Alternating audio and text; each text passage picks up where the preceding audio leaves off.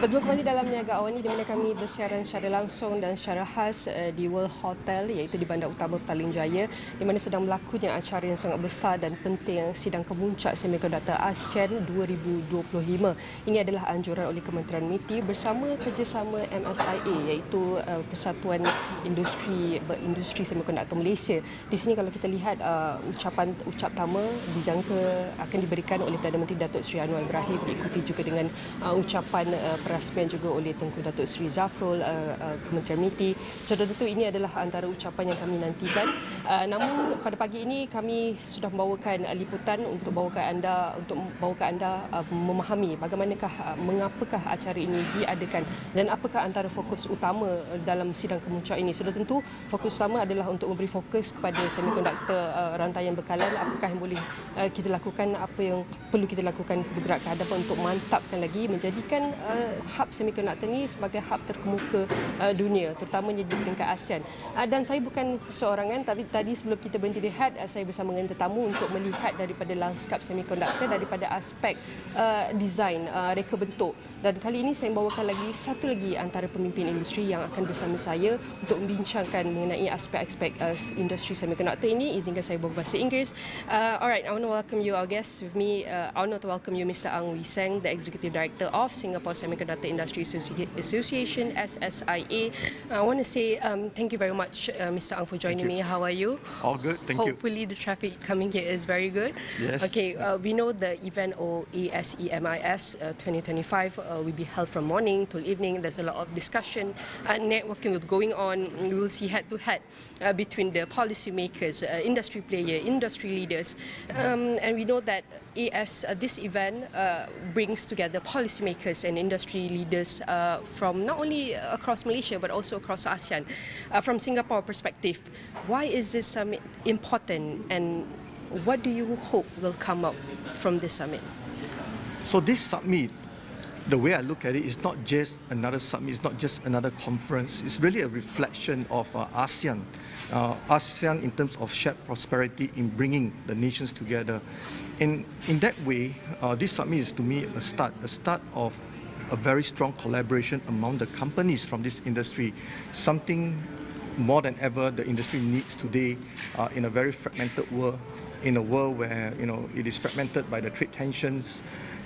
Hopefully the outcome, and I hope this will be the start of it, is to have a more collaborative joint collaboration among the companies of the various nations of ASEAN to form a more resilient ecosystem for the semicon industry, something that we can showcase and attract more semicon investment into this region.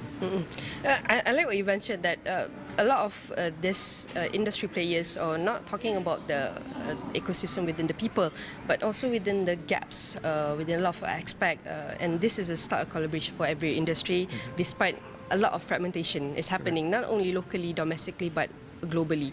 And Singapore has established itself as a hub of high-value semiconductor activities such as R&D, chips and design, while Malaysia is strong in manufacturing and packaging. How do you see these strengths complement each other and create more integrated ASEAN semiconductor supply chain? In fact, Singapore and Malaysia has a very long history in semiconductor. We are already more than half a century old. And if you look in the details, our companies are already collaborating. And what you just mentioned is exactly the strength of what I see, bringing the companies together under the ASEAN framework as a high potential to build a stronger ecosystem. So this example is one that we can say building end-to-end, semicon solution. Imagine getting now countries like Vietnam in, Philippines in.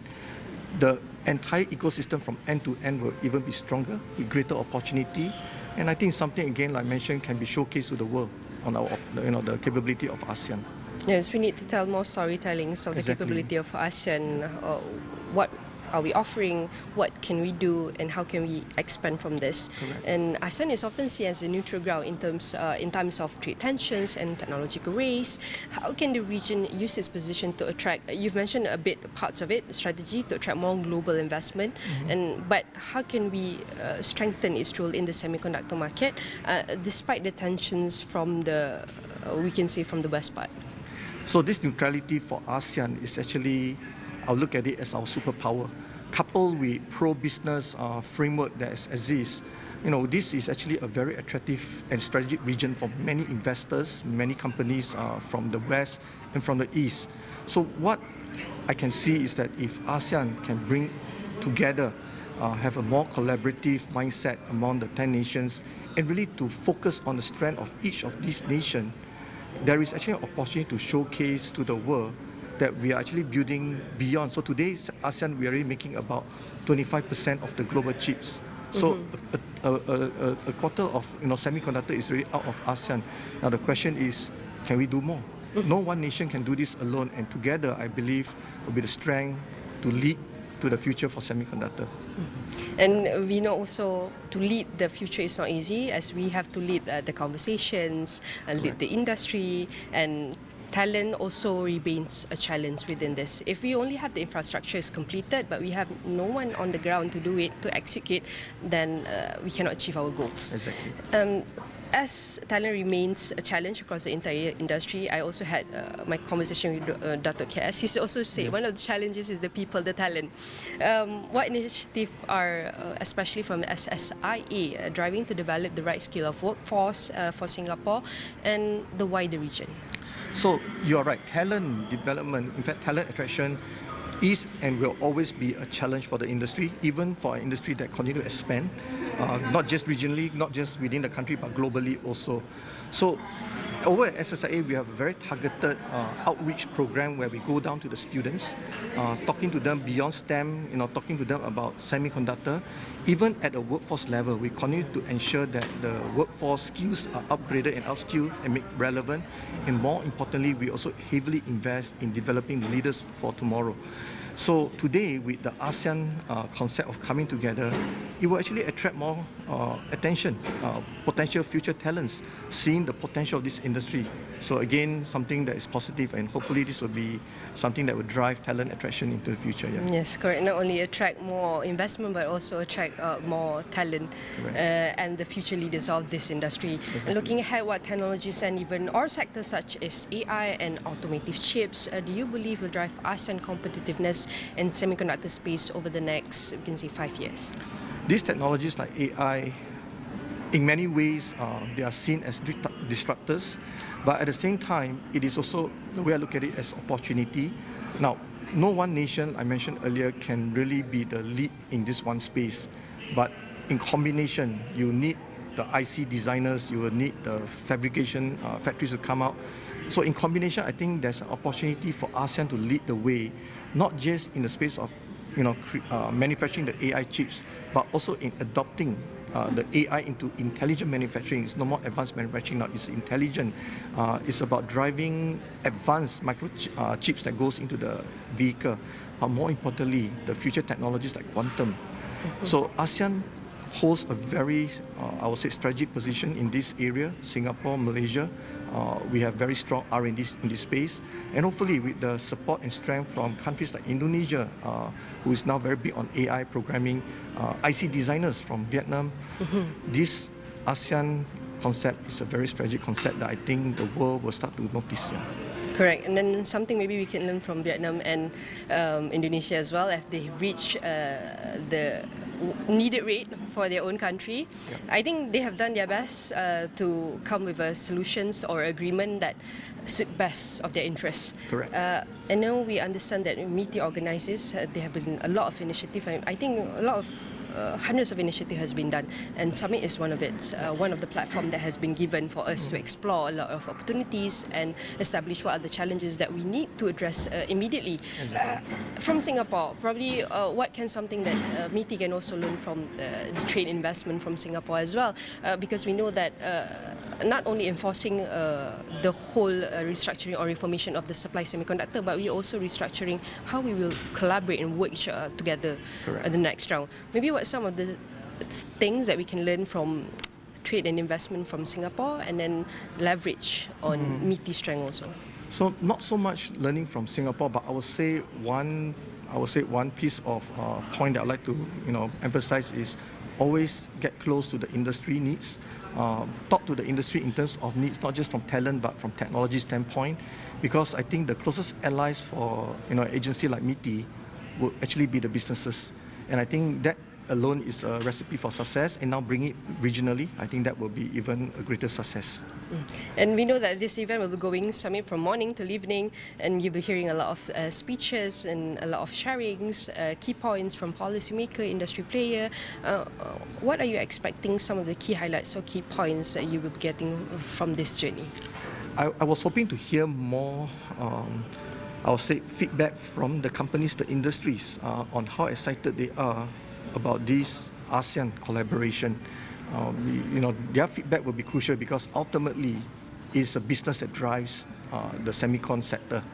Not so much the policies, those will support, but the business will be the one that will enhance and grow the industry forward. And to hear them in this platform will be something that I'm looking forward to.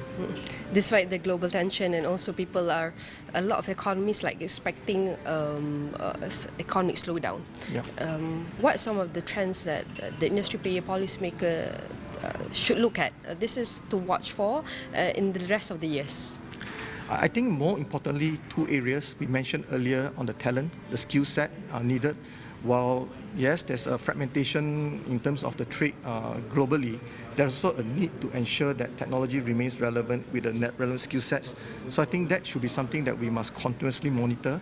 Secondly is of course the technology that will drive the future of human needs, bring the relevance back to this region. I know when we talk about semicon, we are always talking about the 2 nanometers of the world, the leading bleeding edge technology. But majority of the human needs are beyond that. It's not just the MacBook Pro or the advanced laptop that you use. It's your Internet of Things, your connectivity, data centers. So I believe these are trends that we should monitor closely and ensure that we are leading the space. All right. Thank you so much for leading this conversation with me. Again, I want to say thank you very much to our guest, Mr. Wee Seng, the Executive Director of Singapore Semiconductor Industry Association, SSIA, and I hope to have more future conversation with you again in the future. Thank you. Thank you so much. Have a good day. Baik, itu adalah antara perbincangan untuk kita melihat bagaimanakah analisis mengenai semiconductor industry. Ini adalah pemain industri daripada rakan negara jiran, iaitu daripada Singapura sendiri. Di mana kita akan melihat beliau telah berkongsi apakah antara cabaran yang peluang boleh kita ambil, terutamanya dalam memacu keseluruhan ekosistem ataupun rantaian bekalan semikonduktor di Malaysia dan di keseluruhan peringkat ASEAN. Jadi tentu liputan kami bukan berakhir di sini saja, di mana rakan-rakan tugas yang lain juga akan berada di Dewan di setiap checkpoint untuk membawa ke anda setiap perkembangan dari semasa ke semasa, terutamanya membawa anda kepuasan mengenai semiconductor industry summit dan apakah antara perkara-perkara yang perlu kita beri tumpuan dan perhatian. Dan jangan ke mana-mana, banyak lagi laporan yang akan kami bawakan. Dan selepas ini rakan tugas Haris Ashraf akan bawakan perkembangan seterusnya dan perkembangan AWANI International selepas kita berhenti rehat.